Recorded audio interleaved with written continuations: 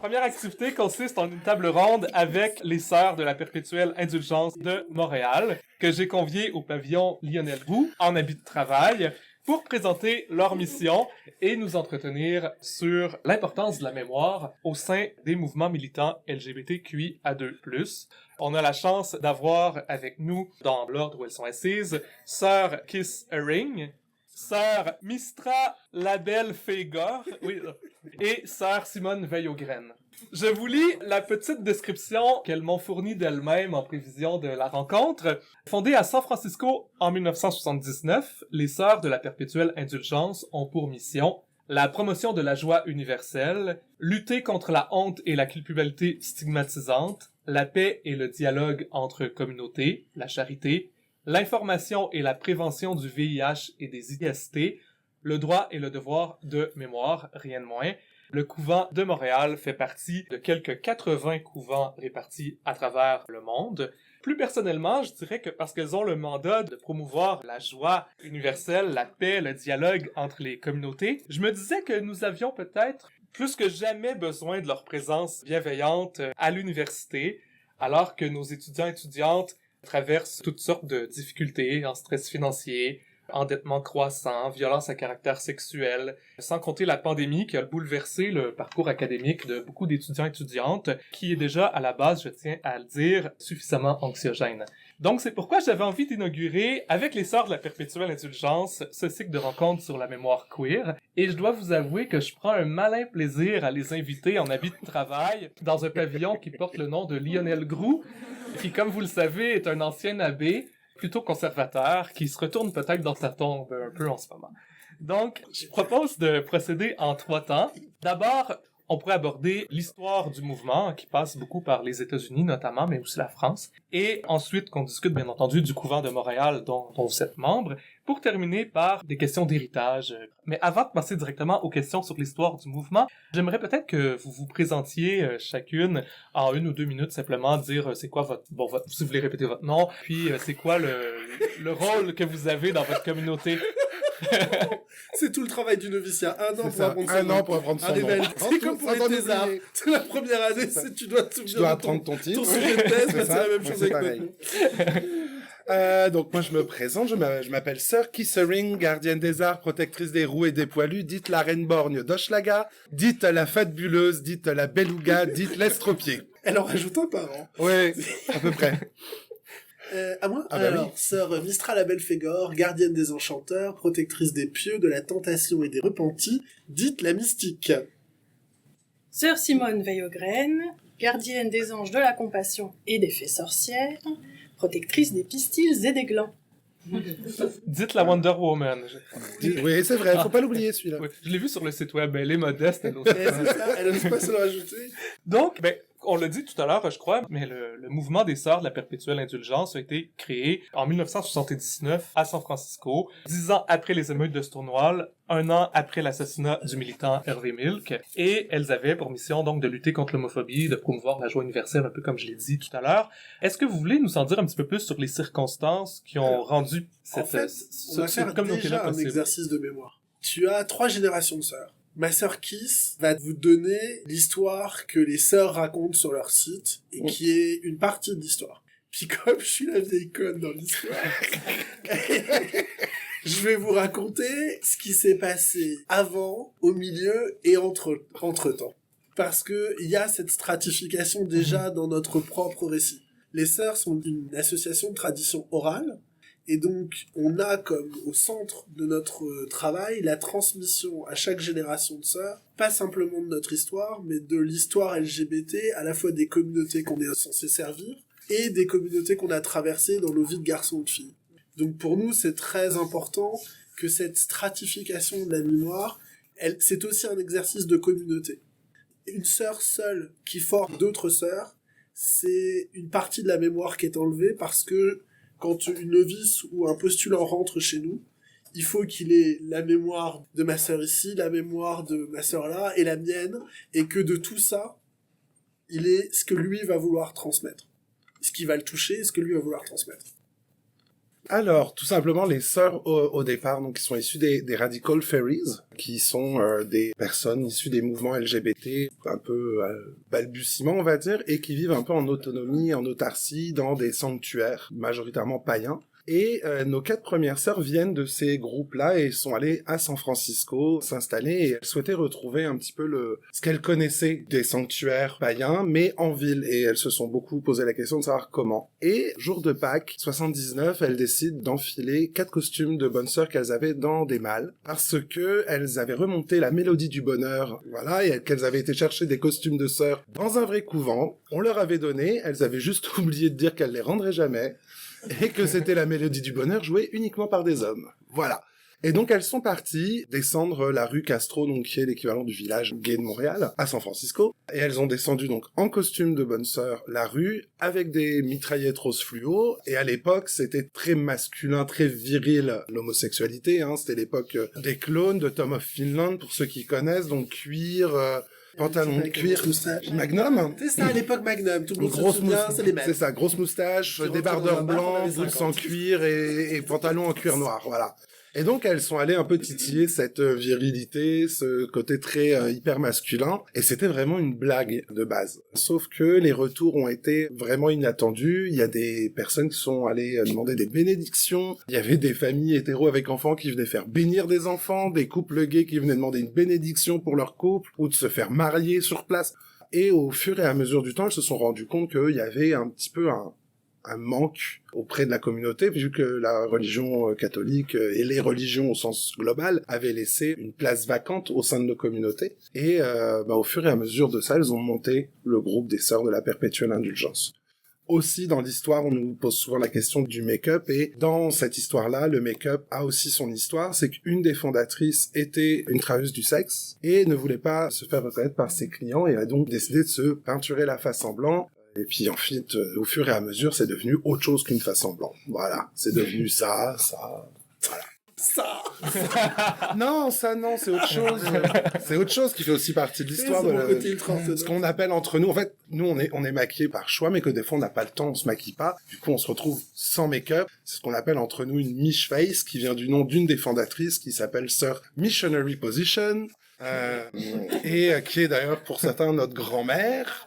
Voilà, ou arrière-grand-mère. Toi, c'est ta mère, moi, c'est ma grand-mère, toi, c'est ton arrière-grand-mère. Mais voilà. Ça, d'ailleurs, si je peux me permettre, c'est intéressant Ouais. aussi chez vous, c'est qu'il y a une sorte de généalogie des sœurs entre elles. Un peu comme chez les drags, on fonctionne pas. Les couvents pourraient être assimilés un peu au house de drag ou au house de la communauté ballroom voguing. Ça fonctionne un peu de la même manière, et pareil, il y a pas tant cette hiérarchie, mais il y a une sorte de généalogie. Alors, selon les couvents, il peut y avoir une hiérarchie. Ça va dépendre vraiment de la mentalité un peu du couvent, puis de comment les choses se passent dans leur histoire interne. Mais par contre, non, pas chez nous. Chez nous, il y en a pas. Pas de ça chez nous. On a forcément, il y a une pseudo-hiérarchie administrative pour fonctionner, mais en soi, il y a un président, un secrétaire, une trésorière. Mais en soi, entre nous, ça ne se ressent pas, il n'y a pas de hiérarchie. Par contre, oui, on a une généalogie. Et selon les personnes, elle est plus ou moins importante. On y tient plus ou moins. Moi, par exemple, je sais que la sœur qui m'a accompagné dans mon noviciat, je l'appelle toujours maman, on s'appelle au téléphone, c'est maman, et salut ma fille, voilà, c'est comme ça. Et il y en a pour qui ça va être marraine, co-marraine, puis c'est moins tangible pour certains. Ouais.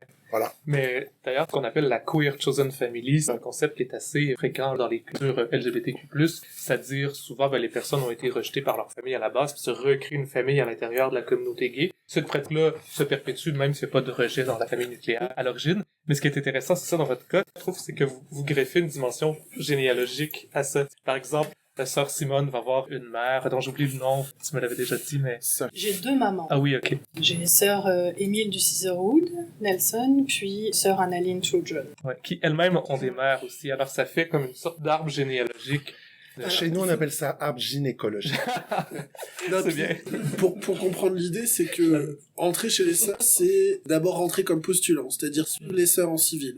Ça leur permet aussi, parce qu'il y a souvent une grande différence entre le moment et les actions qui les ont touchées à titre individuel ou qui leur ont donné envie d'être sœurs, et l'ensemble de nos activités.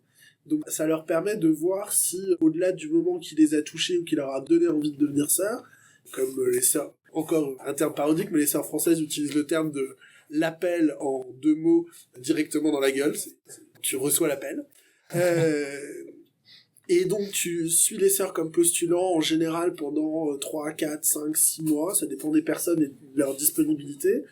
Et puis tu es présenté au chapitre qui est l'assemblée de toutes les sœurs du couvent, qui te demande si tu as toujours envie de devenir sœur. Et dans ces cas-là, tu deviens un novice. Tu as tous les droits et devoirs d'une sœur, sauf de représenter et de parler au nom de l'ordre en public. Donc c'est un temps de formation qui dure plus ou moins longtemps en fonction des couvents et des personnes. Chez nous, c'est en moyenne 1 an. Et à ce moment-là, tu reçois, alors chez nous, 2 marraines. Pour une raison simple, c'est que d'expérience, on s'est rendu compte que justement, pour éviter le côté famille hystérique et les rapports de pouvoir interpersonnels, c'était pas une bonne idée qu'une seule personne soit à la fois responsable de ta formation et responsable devant le couvent de venir dire que t'es prête à devenir sœur. Parce que ça donnait à la sœur en question un pouvoir sur la novice qui était parfois trop important et des relations qui n'étaient pas forcément saines. Et la charge mentale. Et la charge mentale. La charge mentale qui va avec. Et puis, dans la même idée d'un discours polyphonique sur les sœurs, avoir 2 sœurs, c'était aussi important parce que c'est permettre à la novice de comprendre qu'il n'y a pas qu'une seule façon de devenir sœur, et que dans la multitude de nos manières d'être sœur, il va falloir qu'elle trouve la sienne. Donc le noviciat, c'est 1 an, et puis à la fin, si t'es toujours motivé, tu prononces tes vœux, ton serment, qui nous engage au combat social dans l'illumination spirituelle, ce qui est la base de notre vocation. Et donc dans ces cas-là, tu es sœur jusqu'à ce que la mort ou la vie... T'en sais pas. Mais c'est hyper important parce que chaque sœur élevée, et c'est quelque chose qu'on a respecté à travers 40 ans d'histoire maintenant, une fois que tu as un voile noir, tu as le pouvoir d'élever d'autres sœurs. Donc le pouvoir de monter un couvent. C'était comme ça dès l'origine. Ça a été comme ça dès l'origine, et ça a permis, entre autres, d'éviter des prises de pouvoir trop importantes. Ça a permis à des groupes de se fonder en évitant que... parce que le groupe originel n'était pas prêt à certaines évolutions. Donc une sœur élevée a... Si elle ne représente plus son couvent, elle représente l'ordre en entier. Et cette espèce de sas entre les deux est un risque. C'est un risque politique, c'est un risque social parfois, historique, mais ça nous a permis, durant 40 ans, d'évoluer, et à mon avis, d'évoluer dans ce qu'il y avait de meilleur, parce qu'une fois qu'une sœur est élevée sœur, elle est autonome, elle est indépendante, et elle n'a de compte à rendre qu'à sa conscience. On va en reparler aussi un peu plus tard du fonctionnement interne du couvent à Montréal, notamment. Mais ça vous donne une idée sur les différents stades et stades. Mais je trouve ça quand même intéressant de voir que ce fonctionnement-là était fondamental, finalement, du mouvement. Ouais. Puis, une autre chose qui me fascine des origines des Sœurs de la Perpétuelle Indulgence, c'est que pour celles qui connaissent un peu le mouvement, il a beaucoup été associé à la lutte au VIH. Ouais. Vous avez fait beaucoup d'actions, vous avez soutenu beaucoup de personnes infectées par la maladie, etc. Mais ça, je vais reprendre son histoire. Ah oui, pas de souci. Oui. Parce que sur les 4 premières sœurs, tu avais Missionary qui sortait du séminaire en Iowa. Tu avais Vicious qui était travailleur du sexe mais qui était aussi comédien avec Lockenberry Frost. Ils avaient monté un groupe de théâtre gay, qui était un peu dans l'idée des pétroleuses, des groupes queer des années 60-70 en France. Et donc, ils faisaient, entre autres, la Mélodie du Bonheur dans une version gay. Mais il faut quand même remettre le contexte. On est au moment où Anita Bryan se trimballe partout aux États-Unis en hurlant qu'il faut tuer des homosexuels pour l'amour du Christ. On n'est pas dans une ambiance... Donc, c'est le début de Castro, on est au début de la Mecque gay. Tous les jeunes homos qui arrivent à fuir les États de la Bible Belt arrivent à San Francisco. On est aussi au moment du Flower Power. Donc on est dans un mouvement de contestation hippie dans lesquels les gays et les lesbiennes n'ont pas trouvé leur place parce que hétéronormés à mort. Et entre autres, c'est le moment où Harry Hay, qui est un des fondateurs de la Mattachine Company, qui est la première association LGBT officielle aux États-Unis, qui a créé les Radical Fairies, finit par trouver en Oregon, à Sheet Creek, à Wolf Creek, plutôt à Sheet Creek, tu vois. Non. À Wolf Creek. Ça, c'est chose. Une terre dans laquelle un garçon, qui s'appelle Sœur Assunta, vit depuis quasiment 3 ou 4 ans en ermite, en costume de religieuse, et a décidé de vivre une vocation de religieuse comme homme gay. Et donc il s'est retranché sur cette terre et dans cette cabane, et il vit une vie religieuse, en habit religieux, mais avec, régulièrement il va au sauna à San Francisco, donc il a un réseau de gens autour de lui, et entre autres les premières Radical Fairies, qui très rapidement ont cette idée-là, et donc vont la reproduire à San Francisco ce dimanche de Pâques. Et la reproduisent très sincèrement comme une blague un peu potage de garçons qui décident d'enfiler ces robes qu'ils ont dans leur malle, d'aller foutre le bordel à Castro et qui ne se rendent sincèrement aucunement compte de ce qu'ils vont prendre dans la figure. Et ça, quand ils se rendent compte de l'influence et surtout du retour qu'il y a dans la communauté, en fait, leur première manif, ça va pas être une manif pour les droits des gays, ça va être une manif contre le nucléaire.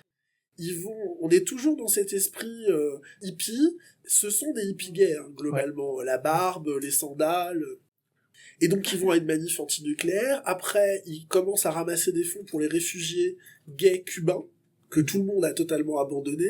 Et puis leur troisième gros fait d'armes va être l'occupation du campus des jésuites, parce que les jésuites refusent la création d'une association LGBT sur le campus étudiant, et donc elles y vont en costume et elles occupent l'entrée du campus. Ce qui va faire la une des journaux dans Bay Area, elles vont être interrogées par CNN, elles vont faire un peu n'importe quoi avec des hosties, une espèce de scène. Et puis là, elles vont quand même se rendre compte que la réaction des gens les engage. Et donc on est en 79. Dans le premier groupe des 10 premières, il y a Vicious qui est travailleur du sexe, mais il y a Marie Média, qui d'ailleurs est une Canadienne, une Québécoise, qui s'est installée à San Francisco dans ces années-là, et qui est infirmier, et qui voit dans ses patients les premiers malades du sida. Et donc, dès le départ, elles vont s'organiser, mais vraiment en mode bon copain, en se disant qu'est-ce qu'on peut faire pour ramasser de l'argent, payer leurs frais d'hôpital, et s'organiser autour de là. Et là, tout d'un coup, leur costume va prendre une dimension qu'elles n'avaient pas du tout vue au départ, c'est-à-dire que elles vont demander à être officiellement reconnues comme un ordre religieux, parce que c'est le seul moyen de rentrer dans les hôpitaux, et d'avoir le statut d'aumônier. Elles vont se présenter à la mairie de San Francisco en costume, à tel point que loi va être votée en Californie parce que Boom Boom est à 200 voix d'obtenir un siège à la mairie de San Francisco en costume de sœur. Whoopi Goldberg, qui les connaît bien dès le départ, se dit mais c'est génial ce que vous faites, je vais vous donner des cours de théâtre gratuits. Elle leur donne leurs premiers cours de théâtre et de performance en rue. La première ça va être des encans de bénédiction de chiens. Elles montent une estrade au milieu de Castro, elles appellent tous leurs copains qui ont un chien, et elles décident de le faire défiler en disant, bah écoutez, mettez un prix dessus, et l'argent ira aux malades du sida. Et c'est Shirley MacLaine qui leur dit, écoutez, je présenterai le show. Et puis, il y a une urgence. C'est-à-dire qu'une majorité de sœurs, faut quand même vous rendre compte que dans ces années-là, on estime qu'il y a entre 60 et 70% de la population LGBT gay masculine qui va mourir en moins de 10 ans.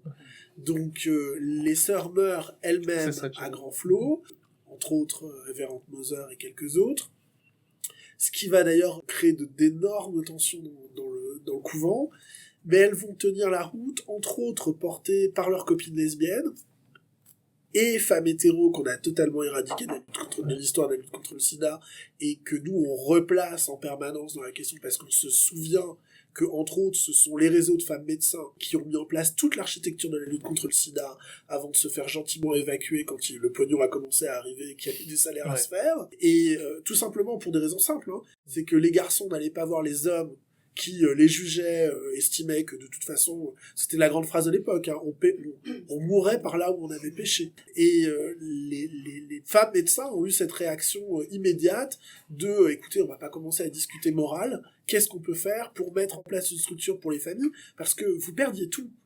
Vous perdiez littéralement tout. Vous aviez acquis 20 ans, un appartement, un copain, un petit pécule à la banque, du jour au lendemain, des parents qui vous avaient viré à coups de pied dans le cul à 15 ans de votre bled au fin fond de l'Iowa, récupéraient tout ce que vous aviez construit. On brûlait vos affaires. Moi, j'ai encore les agendas de certaines vieilles sœurs, entre autres Madame Ursi, qui m'a légué le sien. Elle m'a légué son répertoire parce qu'elle barrait les noms avec les pas à l'époque des portables, hein, donc les gens ont des petits calepins avec les numéros de leurs amis, et elle barrait avec la date les amis qui mouraient de sida. Faut vraiment voir ce que ça représentait de voir en 3-4 ans l'intégralité de son répertoire était quasiment décédée. Donc ça a créé une urgence, entre autres pour des rituels. Parce que il fallait marier les garçons au dernier moment avant qu'ils partent, il fallait les familles récupéraient les corps et les brûlaient. Donc si vous vouliez faire une cérémonie à la mémoire de votre ami que vous aviez connu pendant 20 ans et que du jour au lendemain ses parents envoyaient à la crémation, et ben c'était des sœurs qu'on venait chercher. Pendant presque 10 ans, il y a eu au moins 3 sœurs à San Francisco en charge uniquement des enterrements. Le poids émotionnel et sans doute aussi symbolique qu'ont pris les sœurs à ce moment-là les a obligés. C'est-à-dire que d'une blague de copains, la réaction des gens les a obligés à en faire quelque chose d'extrêmement sérieux et de mettre en forme la responsabilité que leur offrait la communauté. Puis ça, je trouve ça très intéressant dans l'histoire des sœurs, parce que honnêtement, moi, ça fait pas très longtemps que je sais que le mouvement a été créé avant la pandémie de sida. J'ai longtemps pensé que ça s'était fait en voyant les premiers cas arriver. Donc c'est comme si d'une blague naît une nécessité, puis vous êtes un peu rattrapé par le costume que vous êtes choisi au départ. C'est qui est maintenant un habit de travail. Alors à tel point, si tu veux une note, Oui. que la mairie de San Francisco, quand on est en costume, ça a été voté, c'est rarement appliqué, mais Mich se fait un plaisir de le faire appliquer à chaque fois qu'elle est à San Francisco. Les sœurs sont déclarées citoyennes d'honneur de la ville de San Francisco pour services rendus à la ville, et on ne paye pas les transports en commun quand on est en costume. Ah oui, ok. Oh wow. Hey! Ce serait bien à Montréal, hein, n'est-ce pas? Parmi toutes les actions militantes que vous avez faites, il y en a eu énormément. Il y en a une qui moi, me plaît particulièrement. C'est celle qui touche la visite du pape Jean-Paul II en 1987 aux États-Unis. C'est-à-dire qu'il y a cette loi-là aux États-Unis comme quoi que tous les groupes communautaires ou les organismes peuvent s'opposer Tout citoyen. à la visite de quelqu'un ou un citoyen Tout citoyen considère que quelqu'un qui est en visite et qui nuit à la santé et qui des peut autres. être un c'est ça? danger Représente un danger pour la pour la santé nation. Puis cette loi-là a beaucoup été utilisée justement contre les touristes qui étaient atteints du sida pour les Jusqu'à Barack empêcher Obama. d'entrer sur le territoire américain. Oui. Et vous aviez décidé de l'utiliser contre le pape en disant que parce qu'il parlait contre la prévention, il était un danger pour la santé des Américains américaines et de tenter de faire empêcher sa visite. Puis vous avez fait un geste militant très très fort dans l'histoire des sœurs à ce moment-là. J'aimerais ça vous entendre là-dessus. Elles ont monté un exorcisme devant la mairie de San Francisco de Jean-Paul II. Et donc elles se sont trimballées avec la photo de Jean-Paul II, elles ont fait tout un exorcisme public de Jean-Paul II, et la situation est devenue tellement ubuesque que les chaînes régionales diffusaient la messe du pape et l'exorcisme des sœurs quasiment en parallèle à la télévision. Alors, ça nous a valu cette légende que les sœurs étaient placées sur la liste officielle des hérétiques, qui n'existe pas, il n'y a pas de liste officielle des hérétiques dans l'église catholique, mais c'est vrai que ça a obligé l'évêque de San Francisco à prendre parti, ce qui s'était plus ou moins... Il y a eu des scandales réguliers avec l'église, parce que en fait, dans la pratique, on a un lien souvent sur le terrain assez fort avec les groupes religieux. Entre autres, par exemple, les Sœurs de la Charité, donc les Sœurs de Mère Teresa, à San Francisco, prêtent leur local aux Sœurs de la Perpétuelle Indulgence depuis 25 ans. Elles organisent un bingo tous les dimanches en bas de la cave de l'église. Et certaines sœurs qui sont catholiques allaient communier tous les dimanches à cette paroisse en costume. Jusqu'à ce qu'un bon père de famille, faisant partie d'un groupe de cathos un peu intégristes, filme le prêtre, et entre autres l'évêque de San Francisco à l'époque, était pas Corleone, débarquant pour la messe un dimanche et donnant la communion à 3 sœurs en costume publiquement. Ça a fait un scandale à l'échelle des États-Unis. Ça a été très compliqué à gérer pour les sœurs parce que émotionnellement, je pense que ça a été, ça revient régulièrement. Notre lien avec l'Église est un enjeu important en fonction des groupes de sœurs et de leur composition politique et sociale. Pour les Américaines qui vivent dans un espèce de syncrétisme religieux permanent, c'est peut-être moins compliqué. Pour les Européennes, par exemple, ça a été très violent. Parce que, globalement, 90% des sœurs en Europe viennent des milieux d'ultra-gauche extrêmement laïques, voire carrément anti-religieux. Donc la partie spirituelle de notre travail a été très compliquée à assumer pour beaucoup. Voire même a pu être... je dirais que ça fait une quinzaine d'années on commence à avoir une vraie discussion sur la question. Et ça a eu des enjeux politiques. Entre autres, par exemple, sur les populations migrantes. Le discours blanc, hétérocentré, laïcard, français, quand t'es face à des migrants LGBT qui débarquent du Yémen, qui ont perdu toute leur communauté culturelle, qui voient pas forcément d'ailleurs d'opposition entre leur vie spirituelle et leur vie sexuelle, et que toi tu mets leur émancipation de la religion comme la base pour leur évolution future et leur entrée dans le progrès, c'est un vrai problème. Pour moi, c'est un vrai problème de discours, c'est une vraie violence qui leur est faite. En même temps, c'est compliqué pour une sœur qui a tout un parcours d'émancipation d'un milieu religieux, de faire le chemin en sens inverse, ou de faire la paix avec son propre vécu, et de faire la distinction entre spiritualité et religion. Donc tout ça, ça se vit en couvent, et ça se vit aussi beaucoup en fonction des gens qui sont en face de nous. C'est-à-dire que c'est le moment où il faut qu'on mette nos propres histoires politiques, spirituelles, personnelles de côté, et qu'on se souvienne qu'on est au service d'eux. Et donc, ça a obligé certaines sœurs à dire, écoute, moi je préfère me mettre en recul par rapport à ça, mais mettre en avant les sœurs qui ont une sensibilité à ça, et puis allez-y, construisez des rituels, travaillez sur la question, proposez des choses, parce que nous, c'est pas quelque chose qui nous touche. Même chose, il y a des sœurs qui sont de confession juive, qui ont utilisé des talit comme voile. Ça a été très compliqué. Des sœurs qui, au moment après le 11 septembre, sont sorties en burqa, dont des fondatrices, en disant il n'est pas question que, puisque c'est aussi un élément d'oppression des femmes, notre costume doit représenter ça, on sortira en burqa. Alors après, il y a beaucoup de problèmes pratiques, c'est-à-dire que il y a eu juste la réaction dans des bars à qui je parle.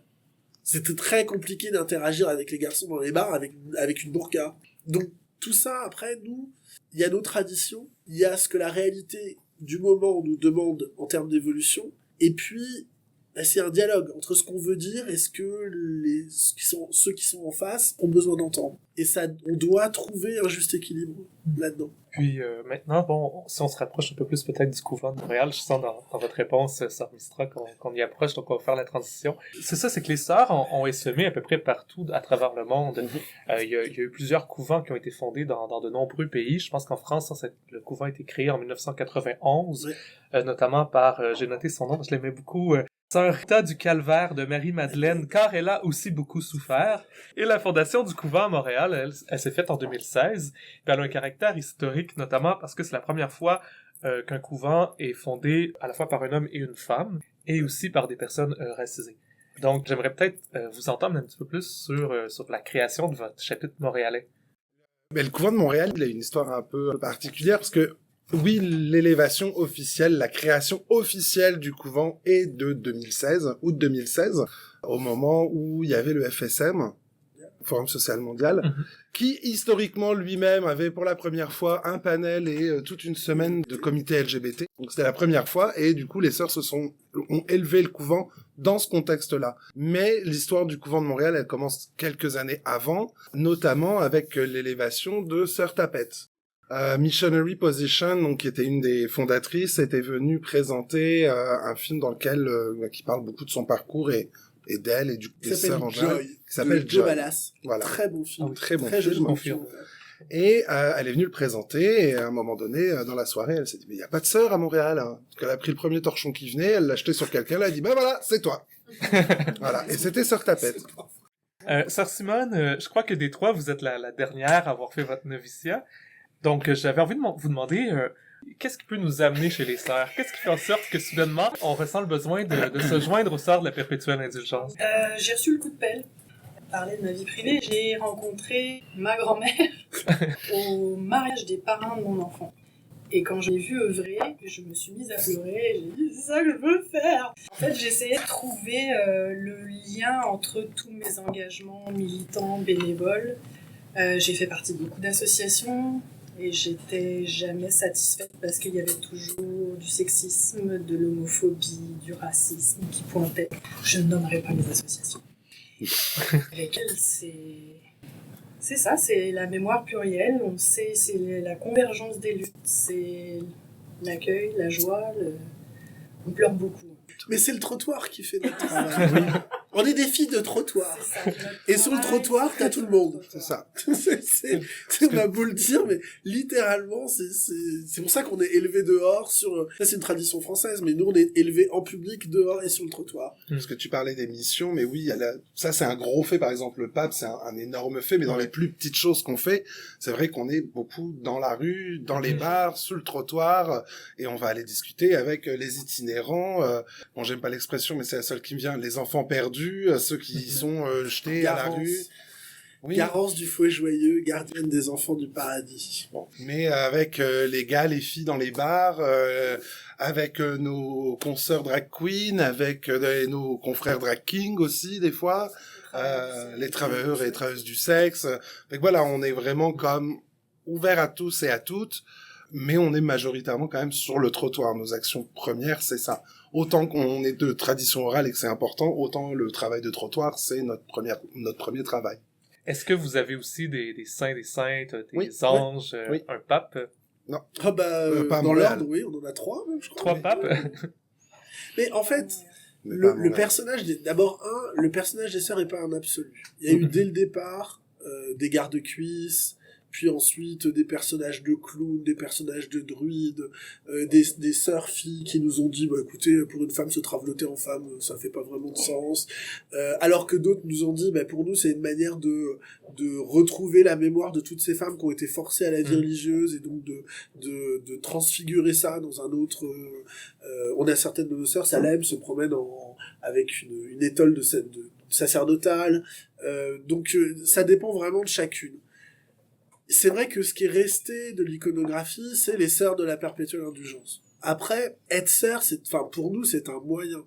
C'est un moyen génial parce que ça nous amuse, parce qu'on n'est pas des saintes, parce qu'on a créé tout un univers autour. Mais moi, je me rappelle quand je suis rentré, étant un garçon plutôt sage de nature, ma reine et mes sœurs me disaient toujours Nico, il va falloir que tu... Parce que j'essayais de garder absolument séparé ma vie de garçon et ma vie de sœur. En disant, j'ai aucune envie que... déjà, il y a des paillettes plein mon canapé, ça suffit largement. Et Adrénaline, qui est une des premières sœurs françaises, donc on est en 91... Elle connaît les 5 premières, elle est restauratrice de tableaux et elle fréquente ses garçons dans le bistrot en bas de son atelier. Et un soir, elle les voit avec des cornettes sur la tête, habillés en bonne sœur et leur disant « On va bénir la Sorbonne ». Et folle comme elle se dit « Bah écoutez, vous allez vous faire casser la gueule, je vous accompagne ». Elle remonte à son atelier, elle enfile des ranchos, un blouson en cuir, elle a été le premier garde-cuisse du couvent de Paris. Elle a presque 80 ans. Et maman, grand-mère, bon. Tu vois, comme quoi l'appel, ça peut être juste l'envie d'aller avec les copains. Ouais. Mais tout ça pour dire que le choix qu'on fait, Adré me disait, au début, tu pourras pas tenir le grand écart. Si la sœur et le garçon, ou la sœur ou la fille, ne font pas un au bout d'un moment, ça fonctionne pas. D'abord parce qu'on a des actions qui sont très longues sur le temps. Un ressourcement, ça dure 1 semaine. T'es 1 semaine avec des personnes séropositives en grande précarité, et tu dois être sœur du réveil au coucher, voire au milieu de la nuit quand ils ont besoin de te parler. Avec ou sans maquillage, avec ou sans costume, avec ou sans... Alors on a toute notre valise de falbala, il suffit de trois conneries, un peu de make-up, tu vois. La réalité, c'est que ma peau ne survivrait pas à 1 semaine entière de make-up jour et nuit, et que c'est pas ce que les gens attendent. Un des grands exemples que je dis toujours aux novices, pour leur distinguer pourquoi on n'est pas des saintes. Moi, toujours toute fière de mes positions et de mes idées, on arrive à Lille, au couvent du Nord en France, et il y a sœur Ingénuflexion, elle le refait, qui est une très vieille sœur du couvent de Lille, une des fondatrices, qui se promène avec une Vierge de Lourdes en plastique. Je sais pas si vous avez vu ça, les grands-mères avaient ça, elles mettaient l'eau bénite dedans. Bon, sauf que là, c'est de la vodka, hein. Et donc elle fait sa Pride à la vodka avec sa Vierge de Lourdes.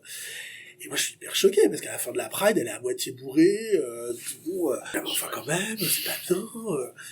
Et puis il y a un des garçons qui était là et qui me dit ça fait plaisir quand même de voir que vous êtes encore humaine.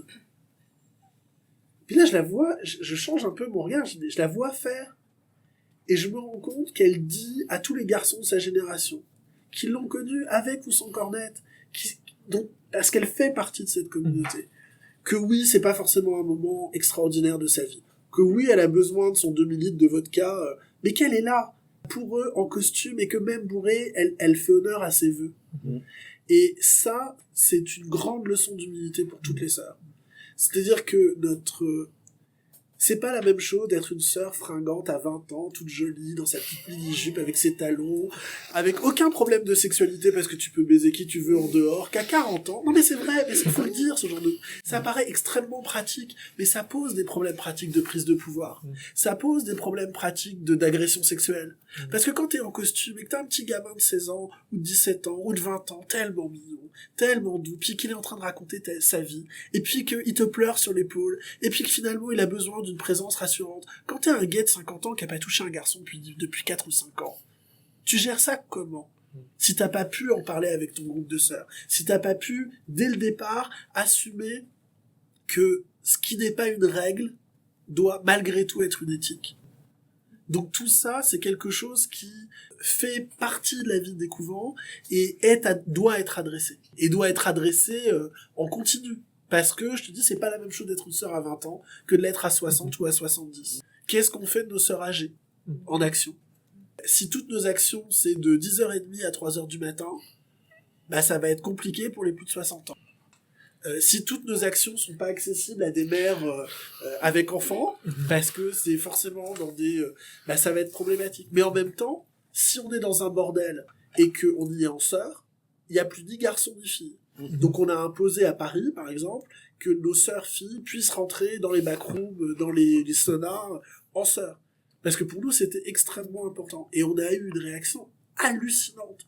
Le nombre de garçons qui allaient dans ce genre d'endroit, en n'imaginant pas une seconde que leur meilleure amie, leur maman, les femmes qui font leur vie, puissent avoir un regard bienveillant sur ce type de sexualité et sur eux dans ces moments de leur sexualité.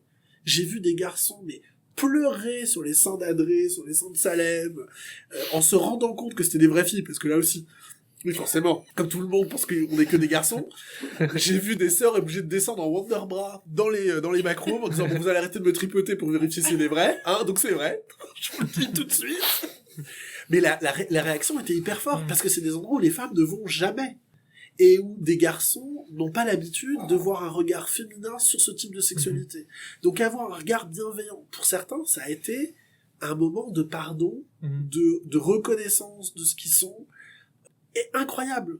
Donc les effets, ce qui au départ pour nous était juste une question de principe, on est sœurs en costume, il y a ni garçons ni filles, donc on rentrera toutes ou on ne rentrera aucune ne rentrera, a eu des effets qu'on n'avait pas imaginés. Autre chose en termes de prévention, un jour, sœur Thérèse était paillette, dite la bûcherane des Lilas, qui était à l'époque ma colocataire, et qui était une grande dame, se trimballait toujours avec un sac à main, et dans son sac à main des spéculoos. Et il est 4h du matin, on est au dépôt à Paris, le plus grand bordel d'Europe, hein, c'est 5000 garçons sur 4 étages, dans une ambiance où je peux vous assurer que vous collez au plafond, au mur. Oui, j'y suis allé en costume de marin, avec des bottes, pendant 3 mois et demi pour exiger que le nettoyage se fasse correctement, parce que je trouve ça inadmissible qu'on reste collé au mur et au sol. Bref.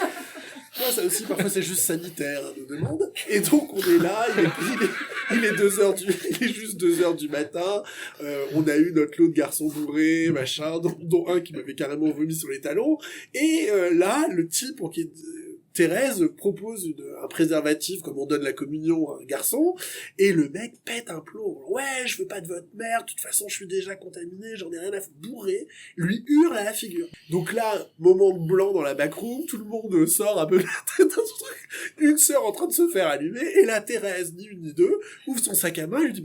Écoutez, pas de préservatif, mais un spéculoos, peut-être. Et là, tout le monde explose de rire, et on s'est dit, mais en fait, non seulement c'est hyper important, mais comme on était en plein sur comment est-ce qu'on pourrait faire une campagne sur l'usage de l'alcool en milieu festif et les conséquences que ça a, ben on va faire le choix. Ou bonbon ou capote, ça va permettre aux garçons qui ne veulent pas prendre de capote d'avoir l'occasion de nous expliquer pourquoi, sans pour autant nous l'envoyer à la figure. Ça va nous donner l'occasion de leur donner quelque chose, tout simplement. Et ça va aussi nous donner l'occasion de leur parler de leur consommation d'alcool, parce que si je te donne un bonbon et que t'es déjà high, je vais quand même te préciser que le sucre va faire monter un peu l'effet. Et ça pourrait être l'occasion qu'on en discute. Mais ça, c'est littéralement les 2 pieds dans la backroom, tu vois, que tu te... Donc après, ça devient une légende, c'est joli, c'est mignon, ça se raconte. Mais la réalité, c'est que on est pour ça des filles de trottoir, parce qu'on apprend aussi sur le trottoir. en fonction des besoins. Sœur Simone, Sœur Kiss, est-ce que de votre côté, il y a une action militante que vous avez menée ou à laquelle vous avez assisté depuis que vous êtes au couvent de Montréal qui vous a particulièrement marqué ou formé en tant que sœur? Plein. Peut-être une parmi toutes celles-là. Je cherche, je réfléchis. Ou une mission C'est qui vous sûr tient particulièrement à cœur, peut-être. On parle de mémoire, là, mémoire plurielle, la Saint-Sida, c'est toujours un moment... Ça consiste en quoi, la Saint-Sida? C'est le 1er décembre, la journée mondiale de lutte Ok, contre ouais. le sida, qui pour les sœurs C'est est ça. traditionnellement la Saint-Sida. Puis pourquoi cette commémoration-là parmi d'autres? encore un moment pour se rappeler de tous ceux qui sont partis. Ouais. Sinon, dans les joyeusetés, on avait fait une belle action aussi pour se remémorer du massacre de Polytechnique. On avait participé à une marche et Pour on le- avait été super bien accueillis et ça avait été très fort de suivre C'était pour le 30e anniversaire de Polytechnique. ce monde-là dans les souvenirs. Sinon, les missions, les actions de rue, la nuit des sans-abri, c'est très bientôt. C'est intéressant ça justement, tu sais, vous évoquez Polytechnique, les gestes militants auprès des personnes sans domicile fixe ou sans abri. Ouais. Peut-être j'aurais envie de vous demander pourquoi c'est important pour les sœurs de faire aussi des actions militantes à l'extérieur de la communauté LGBTQ+, ou dans des groupes qui ne sont pas exclusivement LGBTQ+. À New York, les mineurs à la rue, c'est 70% de Ouais. personnes LGBT. Ouais. Donc, et on ne les voit nulle part dans les campagnes de ce que nous on appelle la haute pédalerie, là. Mais et qu'on aime beaucoup, hein, on aime beaucoup nos institutions aussi, il en faut. Mais de temps en temps, on aime bien leur rappeler, de la même manière que quand on va manifester contre Kingston 5, on leur rappelle que on est aussi des êtres humains, donc on est aussi présent pour les enjeux environnementaux. Notre expérience du respect de la diversité, elle doit s'incarner dans tout. Est-ce que vous diriez que dans cette plurivocité-là d'implication, il y a aussi une sorte de mémoire de la contre-culture américaine qui vous a formé? On parlait tantôt du mouvement des Radical Fairies, qui est très près des luttes hippies, écologistes, anti-nucléaires. Est-ce qu'il y aurait quelque chose de cet ordre-là qui traverserait encore aujourd'hui dans la façon dont vous structurez vos luttes? Ce qu'il faut bien comprendre, c'est que quand on rentre chez les sœurs, on rentre pas... Pour le moment, la manière dont on en parle, on a l'impression que c'est comme un bloc un peu uniforme, avec chaque couvent a des missions. Quand on rentre chez les sœurs, on arrive avec nos propres luttes, nos propres missions. Puis quand on parle d'être sœur pour ses sœurs, c'est ça aussi, c'est qu'il n'y a pas d'obligation à aller en action. On y va quand on veut, quand on peut. Mais on apporte notre soutien à notre sœur. On peut apporter un soutien à une sœur, même si la manifestation dans laquelle elle va lui tient à cœur ne nous tient pas forcément à cœur. Mais on décide de l'accompagner pour être un soutien à sa lutte. À ce que elle choisit de mettre en avant dans ses combats de sœurs. Et c'est ça qui est important, c'est que, oui, on est un groupe, mais on n'est pas un groupe un groupe uniforme, lycée, et ouais, c'est ça, lycée, et où on va tout dans le même sens, et non. Et on est en auto-formation permanente. C'est ça. C'est-à-dire que Lise, la femme qui est sous la sœur, elle est pas moins femme quand elle est sœur.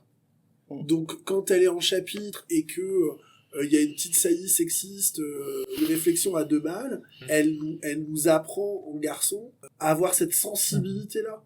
De la même manière, les sœurs racisées, c'est pour ça que c'est important la diversité dans un couvent. Et c'est pour ça que c'est un enjeu dans l'ordre.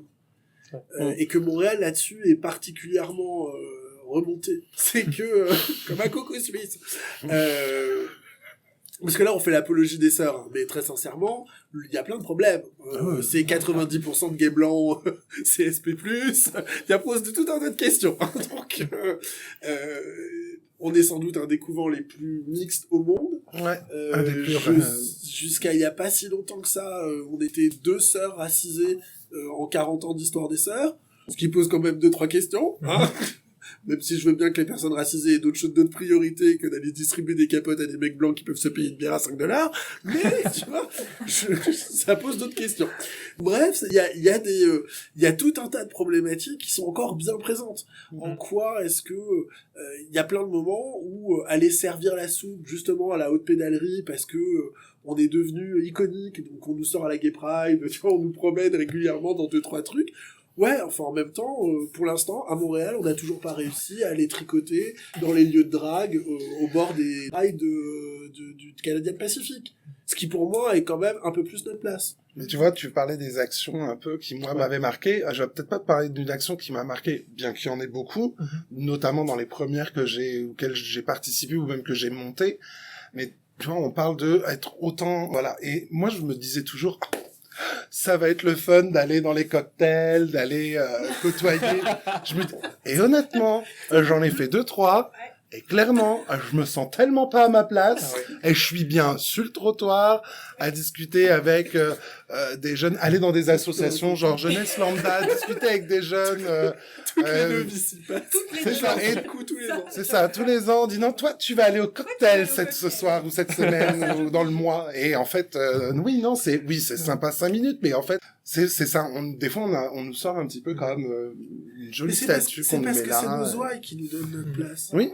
Et étonnamment, je vais pas être odieux, mais Oh, le gay, avocat, CSP+, dont les parents ont eu aucun problème pour accepter son homosexualité, qui est en couple et qui passe ses vacances sur la Riviera Maya, il est content de nous voir, tu vois, c'est sympa, il est pas contre, tu vois, pour prendre une photo, mais il a un peu rien à nous dire. C'est ça. Tu vois, et globalement, à tous les coups, on récupère, parce que c'est ça aussi, c'est qu'on est une association pour les associatifs. Ça, c'est notre regard en tant que militant, il va aussi aux gens qui travaillent dans les assos. On fait très attention dans nos actions à garder du temps et de l'espace pour les travailleurs sociaux, pour les... Parce que eux aussi sont des personnes. Et c'est des personnes qui ont très peu d'espace pour parler. Et très peu d'espace pour parler à des gens dont ils reconnaissent l'expérience et la mémoire. Parce que la transmission de... Tu vois, je te reprends l'exemple de la prise de pouvoir sur la sexualité. Nous, c'est quelque chose dont on parle depuis 30 ans. Un jeune travailleur social qui peut être confronté à ça, il n'y a finalement pas énormément d'espace dans lesquels il peut en parler. Des assos LGBT qui sont gérés par des pères. C'est génial, mais quand ils ont moins de 25 ans, tu vois. Et je comprends pourquoi est-ce qu'ils veulent s'auto-gérer. Mais l'immense avantage, c'est que nous, en sœurs, on n'est plus un vieux gay, on est une sœur. Et donc, ils nous invitent à leur assemblée générale, ils nous invitent à leur soirée, parce que ils savent, ils sont sûrs que non seulement leur parole sera entendue, pas répétée, ils connaissent notre éthique, mais en plus, c'est à nos personnages qui s'adressent. Mais justement, cette mémoire-là des luttes sociales, en particulier dans les communautés marginalisées, est très difficile à conserver. Elle a été beaucoup mise à mal, surtout dans les communautés LGBTQ+, en raison de la pandémie du sida. Puis c'est quoi la place qu'occupe la mémoire dans votre couvent? J'ai vu que vous donniez des ateliers sur l'histoire de la communauté queer. Sœur Mistra, vous m'avez dit que vous saviez, je sais que vous avez des archives. Vous m'aviez parlé d'une sœur qui a longtemps caché des archives sous son matelas. Ouais. J'aimerais ça vous entendre sur cette place-là qu'occupe la mémoire, parce que ça pourrait être aussi quelque chose qui serait purement ancré dans le présent, d'aller à telle ou telle action, sans conserver nécessairement une trace mémorielle. C'est central, parce que ça fait partie aussi de la formation de chacune d'entre nous. Pour la petite histoire, sur le voile de Kiss, le liseré blanc, c'est pour nous rappeler que nous sommes toujours en formation. Donc, il faut toujours qu'il y ait une transmission de la mémoire, mais c'est une mémoire plurielle. C'est chaque sœur va transmettre ce qui lui semble important de transmettre à sa fille. Et la mémoire, si on peut parler technique, nous faisons des comptes rendus d'actions sur les internets. Okay. On a un formulaire. Vous avez des formulaires. On y pense. Puis comme disait Miss, on est de tradition orale. Mais on peut chacune avoir notre petit bréviaire, notre petit... Oui. Mais est-ce que vous avez un fonds d'archives ou... Personnel. Personnel à chacune. Moi, j'essaie que chacune des sœurs du couvent se crée un missel avec des moments, des prières, quel est le souvenir de texte d'élévation de ses filles, voilà.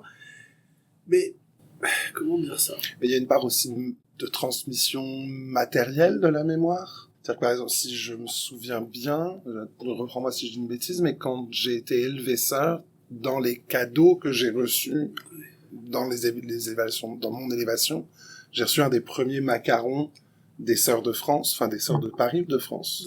De France. C'est matériel, mais c'est quelque chose qui est rangé, protégé dans un tiroir. De temps en temps, je l'ouvre, je le regarde, mais c'est purement matériel, mais pour moi, c'est un bout d'histoire. Et ça, pour moi, c'est vraiment important. C'est pas pas il y a pas que la mémoire orale. Ah, je sais ça, pas il si, est tellement je beau. sais pas si vous vous souvenez de la tradition des patchwork. Ouais. Donc voilà, depuis longtemps, je suis glisseur. Je fais les voiles de mes filles ou de mes petites filles dans l'esprit des patchwork pour qu'elles conservent certains éléments justement. Et donc Oui, c'est le tien. ce voile-là a été fait dans une chasuble du 19e. C'est Siècle. une partie de chasuble que j'avais gardée parce que j'ai fait le voile des 10 ans de Sœur Salem avec à partir de cette chasuble. Et comme elle a un lien particulier avec Sœur Salem et que c'est une généalogie de femmes à l'intérieur de l'ordre, ben, je pense que pour elle c'était important. L'idée de... Pendant la messe des sœurs, on faisait tout un passage sur la déportation homosexuelle. Donc à partir du triangle rose, on l'a fait pendant peut-être 6 ans avant qu'une de nos sœurs filles nous rappelle qu'on n'avait même pas pensé à mettre le triangle noir. Et donc ça a vraiment été un choc. Je pense que au moment où on pleure en chapitre, ça a vraiment été un moment où bref. Et donc on s'est promis de ne plus jamais oublier le triangle noir sur nos triangles roses. Et il s'avère que j'ai fait une robe entière pour Sœur Rose de la Faute de ta mère, avec des triangles roses sur un fond noir. Donc c'était aussi une petite jalousie, son attachement au sida. Le triangle noir, c'est... C'était le triangle qu'on portait les lesbiennes, entre autres, mais ouais. les prostituées, les lesbiennes, toutes les femmes considérées comme asociales, qui ont été déportées pour cette raison. On leur a même pas fait un triangle à elles. Elles ont toutes été mises sous la même bannière. Et celui-ci a de particulier que c'est un reliquat de 2012 des étudiantes de l'UQAM qui avaient fait des pochoirs, et ce sont les saints, les vierges des barricades. Donc c'est une vierge avec un masque à gaz. Et des pneus brûlés autour. Oui. Je trouve ça intéressant que vous vous appeliez couvent, considérant que vous n'avez pas un bâtiment physique à vous. Tu sais, il y a un local derrière l'église dont j'oublie le nom, vous vous réunissez 1 fois par mois, mais vous n'avez pas le couvent, et pas, contrairement à ce qu'on pourrait penser si on a l'arrière-plan catholique en tête, le bâtiment. Donc, j'avais envie de vous demander, c'est quoi chrétien. C'est quoi pour vous un couvent? C'est Peut-être. très chrétien. Là où sera ton cœur, là aussi sera ta maison. L'église au sens pierre vivante. Nous sommes accueillis par le centre communautaire LGBT de Montréal. Ouais. Mais ça pourrait se faire dans un bistrot. Ouais. D'ailleurs, Mais les premières années, ça s'est fait dans une église. Qu'est-ce qui fait qu'il y a couvent, en fait? C'est nous. Ce qui fait un couvent, c'est 2 sœurs. Dès qu'il y en a plus qu'une. Dès qu'il y en a plus On qu'une, est un c'est un couvent. couvent. Ou une mission. Oui, alors après, ça peut être une Ouais. mission, ça peut être un prieuré, ça peut être une chapelle, ce que vous une voulez. chapelle ardente, beaucoup. On en a eu quelques-unes. Ouais. Mais, donc, oui, on a nos sœurs SDF qui sont les sœurs de Sœurs de France, France. qui n'ont pas de couvent C'est ça. et qui sont rassemblées sous le titre des sœurs SDF Ok. de France, parce qu'elles sont dans des Voyage. régions trop éloignées d'un couvent, Les unes des autres. d'un autre groupe. Montréal a un statut un peu particulier parce qu'on est sans doute au monde, avec les Uruguayennes, le couvent le plus éloigné d'autres groupes de sœurs. Parce que les premières, ça pourrait être New York, mais C'est quoi le couvent le plus proche? Ce serait New York. Ah oui, Boston. ok. Mais Boston. Mais il y a déjà le problème il y a l'écart de la langue, et puis tu vois, ça va plus vite pour nous d'aller voir nos cousines en France que d'aller à Vancouver. Ouais. Donc c'est vraiment un statut un peu particulier et qui a demandé aux sœurs du temps, parce que c'est difficile de trouver ta légitimité comme sœur quand t'es pas reconnu par d'autres membres de l'ordre. Il y a toujours des actions au niveau national, des conclaves, qui te permettent de regrouper des sœurs et de te voir sœur dans le regard d'autres sœurs. C'est une autre légitimité. Donc on a fait les 40 ans. les 40 ans À à San San Francisco. Pour les plus jeunes, là, ça a été vraiment C'est une... tiens, dans c'est les actions huit- marquantes. Ah oui, Voilà. c'est ça. Ouais, non, c'est... C'était en 2019. C'est une action entre sœurs, mais en même temps, dans ces actions-là de C'est sœurs, 300 voilà. sœurs réunies. C'est 300 sœurs réunies, donc quand on n'a jamais... moi, j'avais eu la chance de les côtoyer en France, mais pas en tant que sœur. Là, j'étais une sœur. Ouais. Et je côtoyais que mes sœurs de Montréal. Je n'avais jamais rencontré d'autres sœurs en tant que sœurs. Fait que se retrouver parmi les siennes à Ça, parler, c'est c'est un vrai... Voilà. Donc déjà, tu vois, ça, c'est un événement marquant. Mais je pense que dans les événements le plus marquant, je suis quand même réussi à le caser, c'est la procession dans San Francisco. Ah ouais. On est 300 sœurs habillées en blanc et on fait tout le tour du quartier gay et même un peu au-delà. De leur Et espace. donc, c'est ça, de leur Les espace. gens, Et les gens sont... c'était incroyable. Les gens, viennent te les gens prendre la venaient nous main dire et merci. merci pour ce que vous Mais parce faites, que des ça gens en aussi, pleurs. tu vois, en termes de mémoire. Exemple que je donne toujours à une novice. Une de mes premières sorties, j'étais novice. Écoute, très sincèrement, là, je tenais à peine sur mes talons, j'étouffais dans mon corset, j'avais le fossile qui se barrait. C'était vraiment première action, ça. J'arrive dans un bar gay. Et là, il y a un gars qui devait avoir facilement 20 ans de plus que moi. Donc pour moi, un vieux. Qui me tombe dessus et qui me dit « Ah, ma sœur, ça me fait tellement plaisir de vous voir. Vous savez que vous avez vraiment toujours eu un rôle important dans ma vie. La première, quand on m'a annoncé mon diagnostic de séropositivité, la première personne à qui j'étais séropos, c'est une sœur. Ça a été une sœur. Et puis, quand j'ai eu mon premier échappement thérapeutique, j'ai voulu me suicider. Et c'est à une sœur que j'ai parlé avant de rentrer chez mes parents. Et là, après 10 ans, mes parents sont décédés, je suis revenu à Paris. Et le premier soir où je sors dans le Marais, je croise une sœur. Et là, l'espèce de petit con de 25 ans, qui était tout content avec ses sandales, avec ses talons, ses fossiles, machin, qui étouffait dans son corset, tu réalises que c'est pas juste notre mémoire. C'est la mémoire de nos communautés qui nous donne absolument. cette place-là. C'est-à-dire qu'il y a plein de gens qui me racontent des choses des sœurs que j'ai pas connues. Parce que quand ils voient une sœur, ils voient pas Bistra. Ils voient la sœur qu'ils ont connue il y a 20 ans à Chicago, la sœur qui les a touchés à la première Volkswagen de Berlin il y a 10 ans, celle à qui ils se sont confessés pendant des vacances, je ne sais où. Et ça n'a aucune importance qu'on soit une sœur de Montréal. À la Pride, ça se voit d'autant plus parce qu'il y a des gays et des lesbiennes du monde entier qui viennent à Montréal. Et écoute, les gens nous tombent dans les bras. Là, c'était extrêmement émouvant parce que San Francisco nous a rendu hommage alors qu'on était des petites connes. Enfin, je veux dire, on avait nos fondatrices qui étaient là, les quelques survivantes qui étaient encore là, mais nous, on était là, toutes peinturées, toutes fières, toutes contentes, un peu fatiguées avec le décalage horaire, et il y avait littéralement des gens qui nous tombaient dans les bras en nous disant merci, vous savez pas à quel point vous m'avez aidé dans ma vie. C'était... Et ça aussi, c'est un problème en termes de mémoire sur les institutionnels. Parce que quand on nous demande de faire un fichier de quel est le résultat quelle est l'action réelle des sœurs, est-ce qu'il faut que je compte ça en nombre de capotes distribuées, en types qui se sont confessés par soirée, en gamins que j'ai rattrapés sur le trottoir, en type qui, à moitié bourré, a fini par me dire que la seule chose qu'il voulait, c'était juste toucher quelqu'un avant d'aller se coucher parce que ça fait 6 mois qu'il a une vie sexuelle de merde. Est-ce que ça fait du sens dans une stratégie sanitaire globale? Est-ce que... Bah non. C'est extrêmement difficile à quantifier. Et donc extrêmement difficile à transmettre, aussi. Puis on en parlait un petit peu aussi avec Simone en venant, c'est comme parler de la mémoire queer, c'est comme dire que c'est comme une mémoire un peu uniforme et on se disait c'est vrai qu'on pourrait faire une faute grammaticale et se dire la mémoire est queer parce que finalement que ce soit même pas seulement en parlant des sœurs mais en parlant des mémoires et de la mémoire des communautés LGBT, elle est multiple.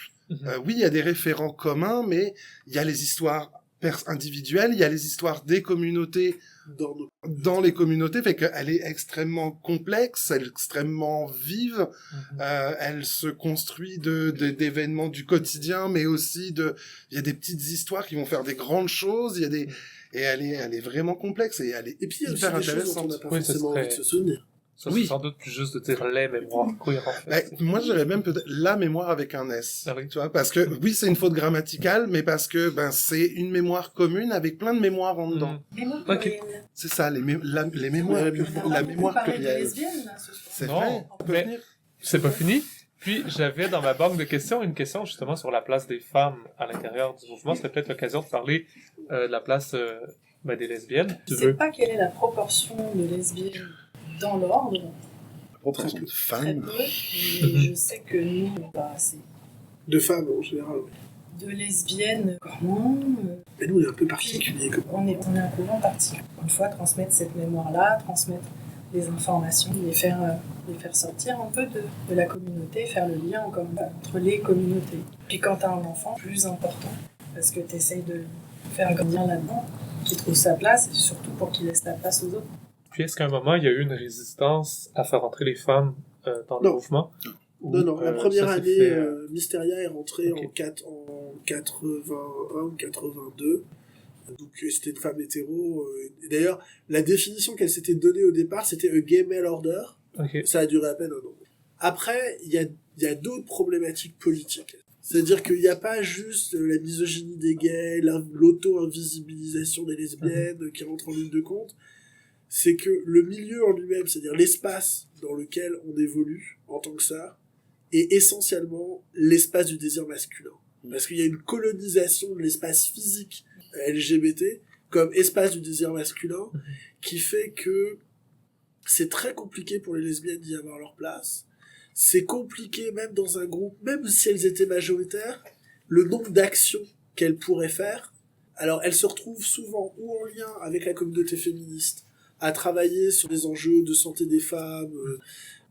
Mais même là, tu sais, c'est ce qui s'est passé au moment des travailleuses du sexe aussi, mais c'est ce qui s'est passé au moment de le MLF. Voilà. Au moment où le MLF est devenu totalement oppressif pour les lesbiennes, Est-ce que tu peux juste alors, préciser pour les gens le c'est quoi mouvement de MLF? libération des femmes en France, alors il faut vous dire que dans le grand marigot de gauche à 68, l'idée quand même à ce moment-là, c'est pour les communistes, bon, l'homosexualité c'est un vice bourgeois, hein, donc globalement, on verra après le grand soir pour la libération de ce truc-là, puis ça, le prolétaire est forcément pas gay, hein, ça va avec. On s'est retrouvés, les premières générations du phare et ensuite des gasolines se sont retrouvés pour les garçons à le Front d'Action Révolutionnaire Homosexuel qui avait été fondé par Guy Hockenheim et quelques autres, hein, Patrick Cardon, les anciens de Marseille. Bref, tous ces copains-là se sont retrouvés coincés entre une extrême gauche ultra patriarcale et pour qui les questions de sexualité étaient absolument pas une priorité et une alliance avec des filles pour lesquelles ils étaient, même s'ils étaient conscients qu'il fallait peut-être toucher un peu au patriarcat auquel ils étaient en train de s'affronter, ils voulaient pas y mettre les mains dedans non plus complètement, tu vois, c'est le nombre de garçons qui étaient au bord de vomir quand on prononce le mot clitoris, là, dans cette génération-là, t'en as quand même un bon paquet. Et donc, les filles au MLF, donc au mouvement de libération des femmes, qui était le versant féministe à ce moment-là, les filles lesbiennes se sont retrouvées littéralement ensevelies sous des questions qui ne les concernaient pas vraiment, en fait, liées aux relations hommes-femmes, et donc elles sont sorties du MLF en fondant les Gouines Rouges et une partie pour les Gasolines. Et en fait, elles ont été, avec Françoise Daubonne, la première matrice du mouvement de libération homosexuelle. Elles ont été complètement éradiquées par l'histoire, parce qu'au bout, et des copines me le disent encore, les assemblées générales du phare, au bout de 3 assemblées générales, les mecs se draguaient entre eux. Et donc, certaines copines me racontent que c'était aux Beaux-Arts, dans les amphis des Beaux-Arts. Et donc, premier truc, bon, ordre du jour, qu'est-ce qu'on va faire comme manif? Deuxième truc, ah bah là, il y avait déjà la moitié qui parlait plus à l'autre moitié parce qu'ils avaient couché ensemble, ils s'étaient fâchés. Donc elles arrivaient dans un espace où le désir masculin avait toute la place et où les enjeux interpersonnels liés aux coucheries avec les uns et les autres faisaient que, globalement, tout le reste passait en second. Donc elles se sont retrouvées expulsées du phare, un peu contre leur gré. Et la visibilité lesbienne, après il y a des problématiques personnelles. C'est-à-dire quand tu mets une sœur femme devant un micro, devant une foule de 500 personnes, naturellement, elle te refile le micro. Et donc, non mais c'est une vraie... C'est parce que, culturellement, parce que, on en a eu cette conversation, parce que dans l'éducation, parce que non, moi je suis pas capable, vous allez être capable de le faire. Et donc, comment nous, en tant que groupe, on peut aller à l'encontre de ça sans devenir justement paternaliste. C'est extrêmement compliqué. Et il y a très peu de lesbiennes aussi qui ont fait... Mais comme de personnes racisées. Moi, en tant que personne noire, j'ai plein de causes. Je veux dire, avant d'aller servir la soupe à des PD blancs, je veux dire, très sincèrement, j'ai plein d'autres choses sur le feu. Donc, à quel moment dans ma tête, ça fait du sens de passer plus de temps à aller distribuer des préservatifs à des PD blancs dans des bars où il n'y a jamais aucun noir, jamais aucun rebeu, jamais aucun migrant, parce que c'est trop cher, parce que le rapport que les blancs gays ont à la sexualité est totalement colonial et que ça induit un type de rapport de force que beaucoup de personnes racisées fuient. Donc tout ça, c'est à quel moment tu dépasses ou tu dépasses pas, mais tu es assez libre, mentalement, physiquement, financièrement, pour trouver du sens dans cette action-là. Et je comprends parfaitement que pour beaucoup de lesbiennes, ça ne fasse pas sens. Et donc l'idée, c'est pas de s'acharner à avoir absolument une lesbienne dans le groupe pour faire, tu vois, comme Ouais. totem. C'est qu'il faut vraiment que ça ait du sens Mhm. pour elle, La- dans nos actions. Et est-ce que nous, on est prêt à faire cette place-là? Donc c'est un dialogue.